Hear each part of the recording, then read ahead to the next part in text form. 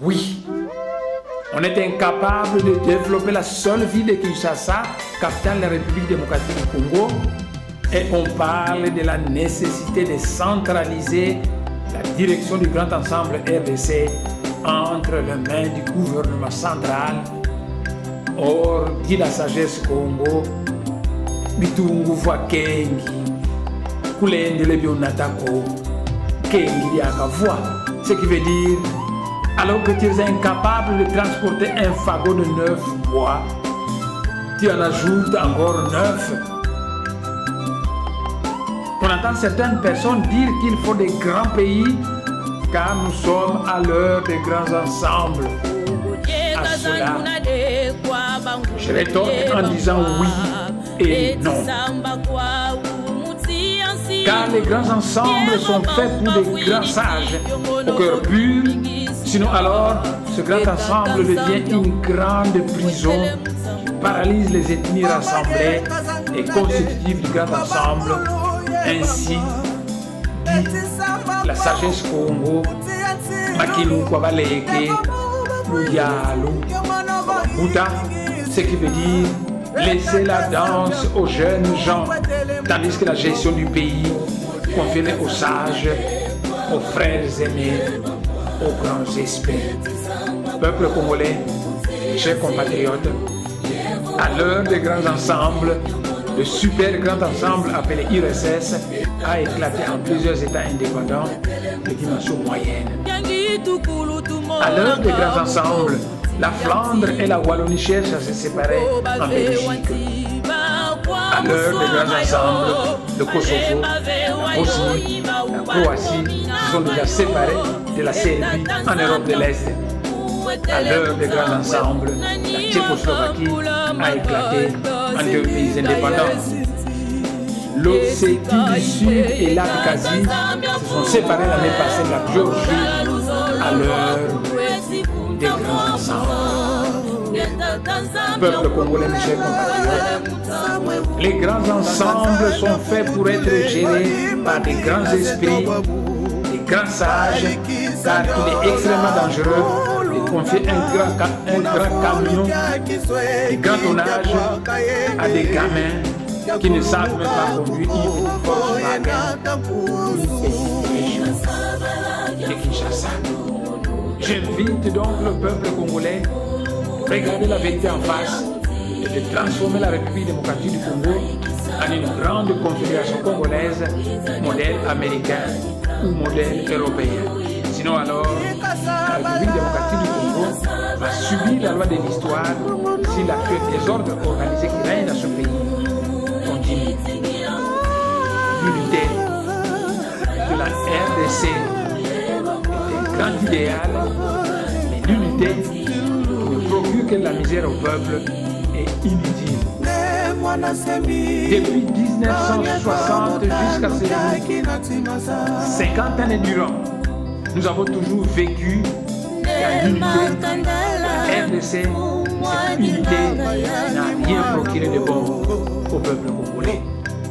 À quoi bon se battre pour assurer l'unité de la RDC si après avoir assuré cette unité, on laisse le pays sous la direction des étrangers, donc des gens qui n'ont pas la nationalité congolaise, des gens qui pillent les richesses de la RDC et massacrent son peuple, des gens qui sont là pour brader et vendre la terre du Congo aux étrangers, des gens qui ont la cachette facile, massacrer les citoyens congolais.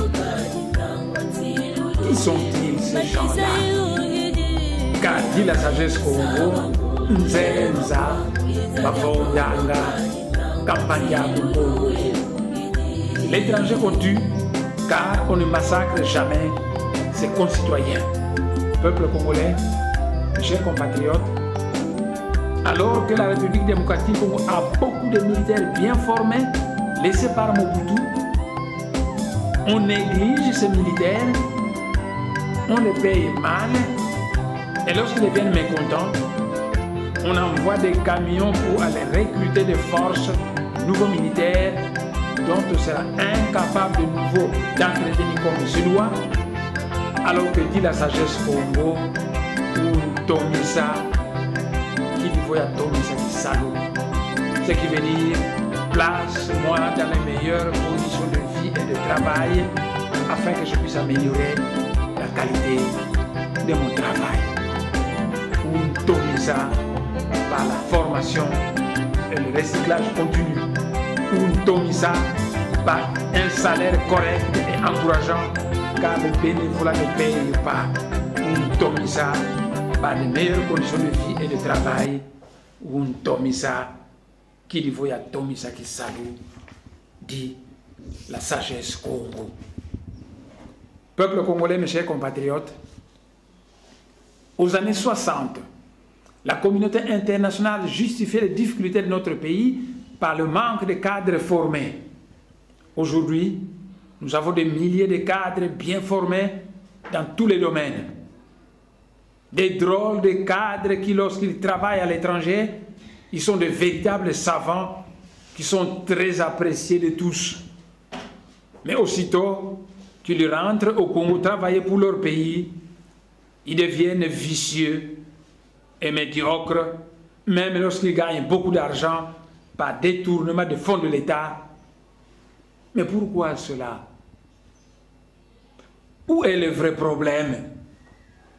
Eh bien, le vrai problème est un problème de tête, de locomotive, de guide, de chef.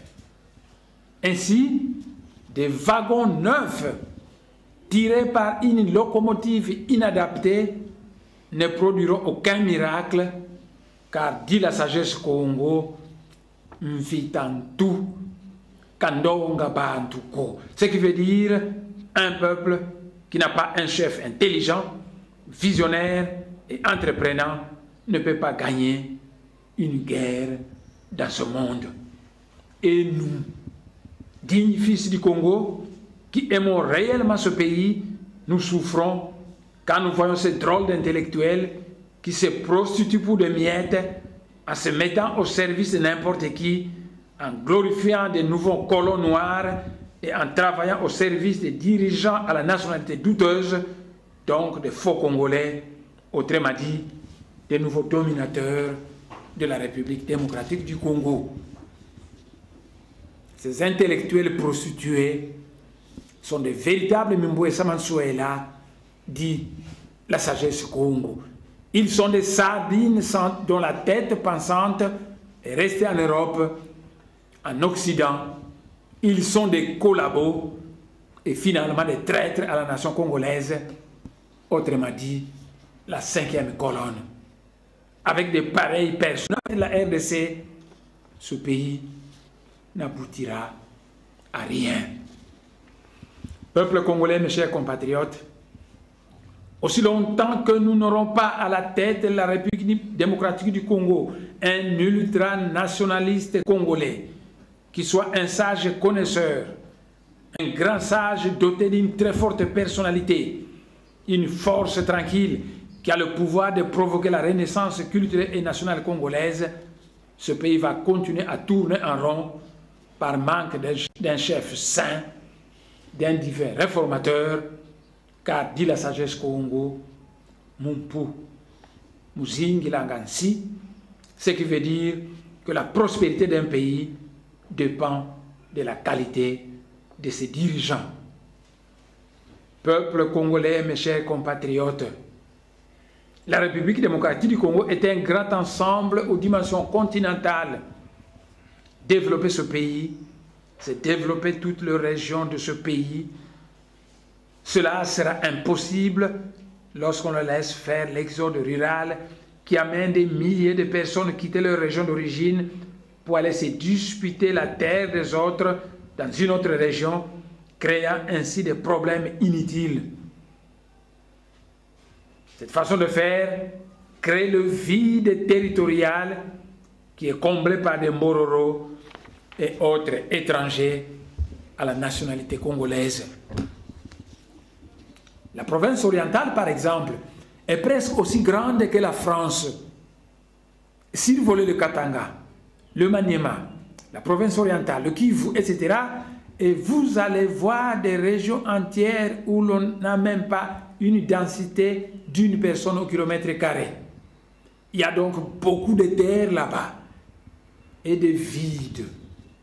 Curieusement, ceux qui prônent un grand Congo ne cessent de quitter leur grande province d'origine pour venir surpeupler la petite région de Mpumbu au détriment de la terre de Balemfu, de Baumbu et de Bateke, qui risquent de perdre toujours leur terre, ce qui est anormal.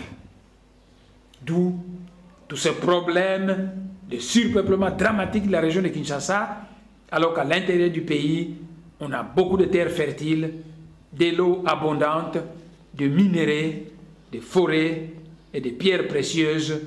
C'est la faute des dirigeants, car dit la sagesse Congo, Nkangu Aboakansuki, Tumbu Kwanfumuzansi. Ce qui veut dire, c'est la faute aux dirigeants du pays si le peuple périt. Pourquoi cherches-tu à t'accaparer de la terre d'autrui alors que tu sauvegardes ta propre terre ancestrale dans ta région d'origine? C'est de l'anarchie, du désordre, donc de l'escroquerie conduisant à des biens mal acquis qui doivent revenir à leurs vrais propriétaires. Des terres d'autrui soi-disant achetées avec de l'argent de l'État détourné.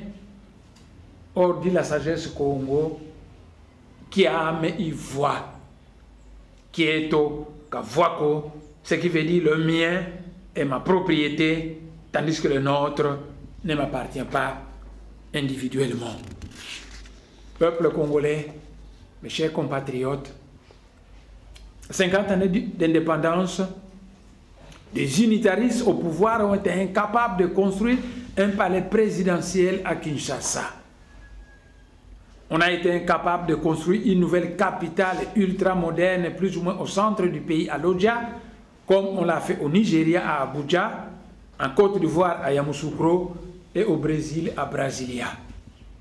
On a été incapable d'entretenir ce qui existait déjà, incapable d'innover et de créer du nouveau. Résultat, la régression d'un pays aux dimensions continentales, un pays dirigé par des unitaristes qui sont incapables de promouvoir une politique de développement harmonieux de toutes les régions du pays, en combattant l'exode rural et en fixant la population autochtone sur place. Qui va développer ta région d'origine si toi, tu préfères fuir cette région en allant t'installer ailleurs, car dit la sagesse Congo, qui a sala, kwa mazayu kitomanga, qui a bunzimbu, kitomanga ko, ce qui veut dire le travail fait par un connaisseur est toujours de qualité, tandis que celui de l'ignorant est toujours médiocre. Peuple congolais, mes chers compatriotes, le bénévolat ne paye pas. Car le bénévolat n'est pas rentable, ainsi l'ouvrier est digne de son salaire. En vérité, je vous le dis, améliorer les conditions de travail et le salaire de l'ouvrier congolais, et le miracle se produira au Congo sur le plan de la qualité de travail et du développement. Car correctement motivé, correctement guidé et commandé par un chef visionnaire, le peuple congolais est un peuple génial et travailleur, un peuple dynamique et entreprenant. Peuple congolais, mes chers compatriotes, le développement d'un peuple malade, affamé, a toujours été handicapé. Il n'y a pas de développement sans des cadres bien formés.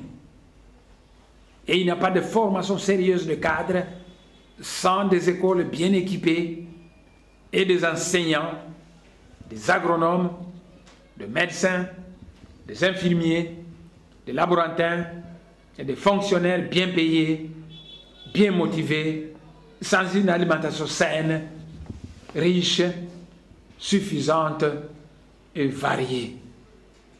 Comment comprendre alors ce calvaire dans lequel on fait vivre nos enseignants, nos médecins, nos infirmiers, nos laborantins, nos agronomes, nos fonctionnaires, nos policiers, nos militaires et le personnel de nos tribunaux, puisque là où manque la justice, l'état de droit n'existe pas. On a été incapable d'entretenir ce qui existait, incapable d'innover et de créer du nouveau.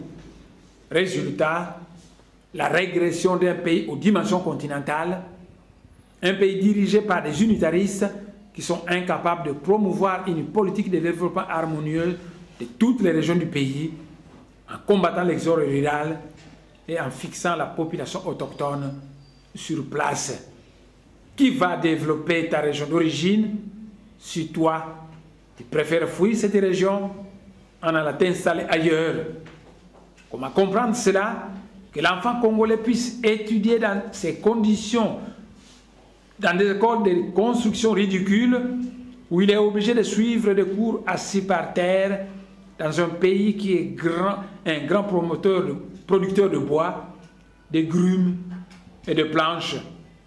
Bouzoba, Diaboudianga Bizoba et Bisalobiaou, dit la sagesse Congo, ce qui veut dire que l'ignorance tue les ignorants et leurs œuvres. Peuple congolais, mes chers compatriotes, allez jeter un coup d'œil au camp Luka, à Selembao, à Bumbu, à Ngiringiri, à Makala, à Kisenso, bref, dans les différents quartiers de Kinshasa. Et vous allez voir, vous allez vous poser la question de savoir si vous êtes bel et bien à Kinshasa, la capitale, ou bien vous êtes plutôt dans un super bidonville, sale et crasseux, rivalisant de médiocrité avec Mbujimaï, qui est la capitale mondiale du diamant, de ce Mbujimaï qui est abandonné à son triste sort comme une dépouille d'orange qu'on a jetée après l'avoir vidé de son jus précieux, de son précieux diamant.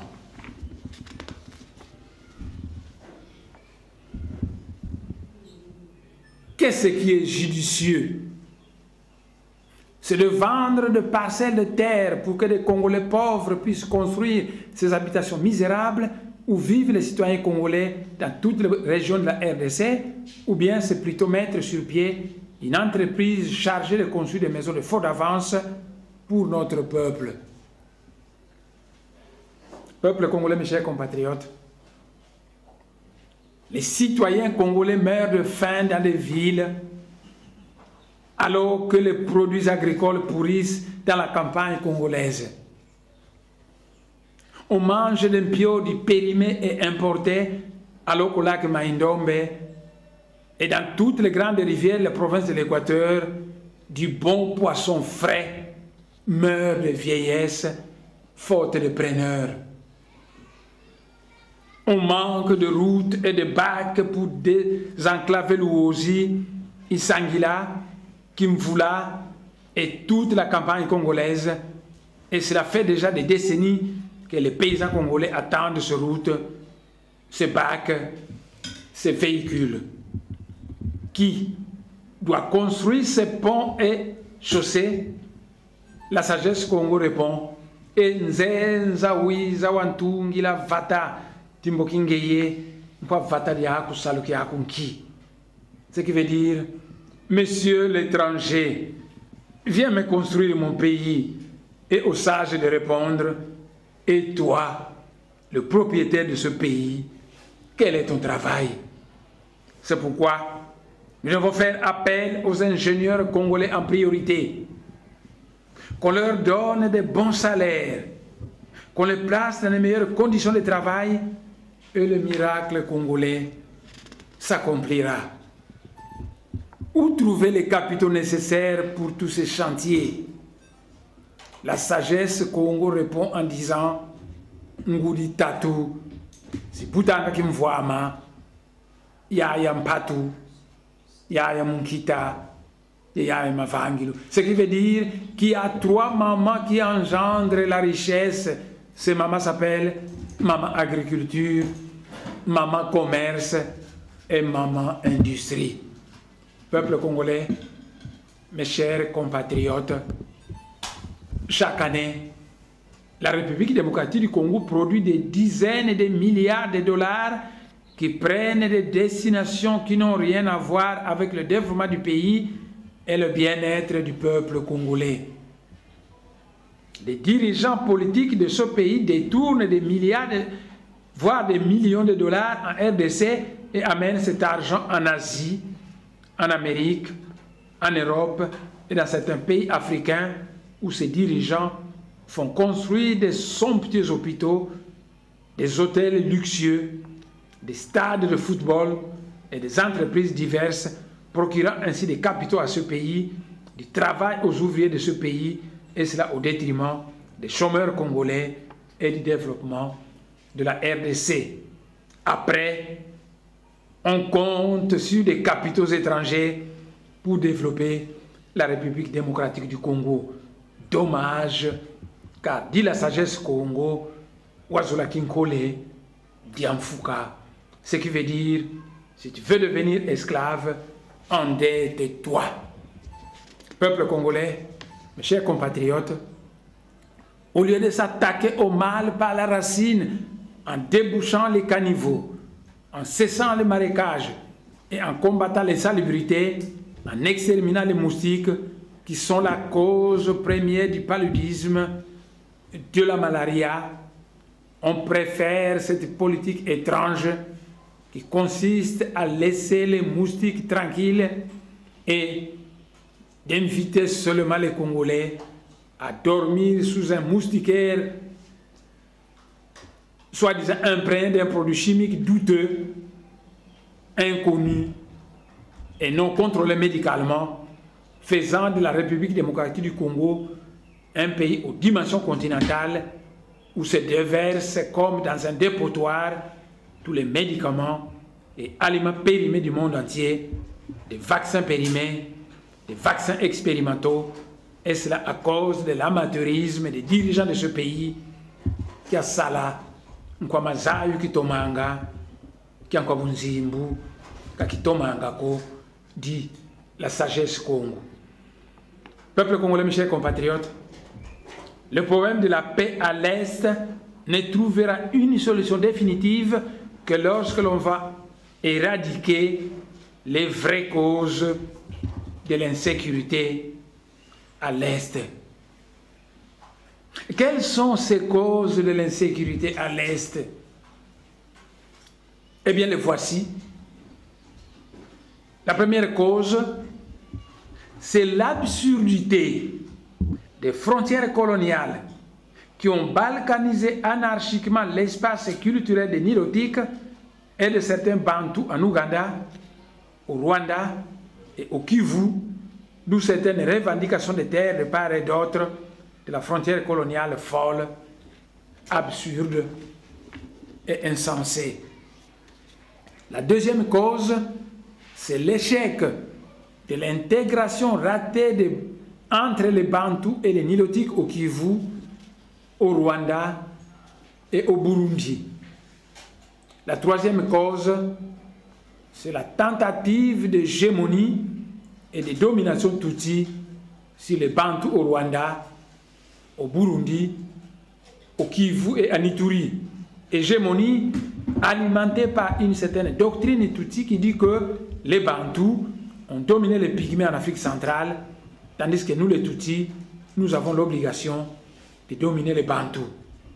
La quatrième cause, ce sont les conséquences des accords de l'Émirat et les théories absurdes de l'AFDEL qui prétend que le sol et le sous-sol du Congo appartiennent à l'AFDEL, une AFDEL fondée et dominée par les Tutsis de l'Ouganda, du Rwanda, du Burundi, de la Tanzanie et du Kivu, une AFDEL où les rebelles de Laurent Kabila n'étaient que des figurants, des marchepieds. La quatrième cause, c'est l'infiltration rwandaise massive du Congo, facilité par l'arrivée au pouvoir à Kinshasa d'Nzé Kabila de la RDC est un grand idéal, mais l'unité qui ne procure que la misère au peuple est inutile. Depuis 1960 jusqu'à ce jour, 50 années durant, nous avons toujours vécu dans l'unité de la RDC, mais cette unité n'a rien procuré de bon au peuple congolais. À quoi bon se battre pour assurer l'unité de la RDC si après avoir assuré cette unité, on laisse le pays sous la direction des étrangers, donc des gens qui n'ont pas la nationalité congolaise, des gens qui pillent les richesses de la RDC et massacrent son peuple, des gens qui sont là pour brader et vendre la terre du Congo aux étrangers, des gens qui ont la gâchette facile pour massacrer des citoyens congolais.